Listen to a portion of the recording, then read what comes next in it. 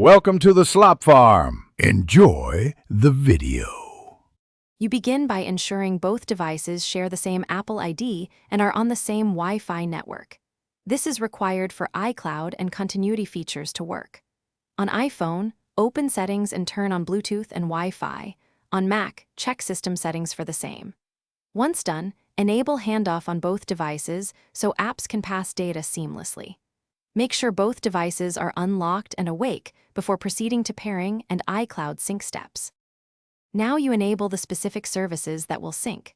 On iPhone, go to Settings, your name iCloud, and toggle what you want: Photos, Contacts, Messages, Keychain.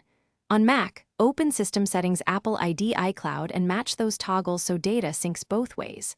For non-iCloud files, use AirDrop or connect via cable and use Finder to transfer. While transferring, monitor progress. Do not interrupt network or disconnect for consistent results. To finish, verify that synced content appears on both devices. Open Photos, Notes, Mail, and Contacts to confirm updates.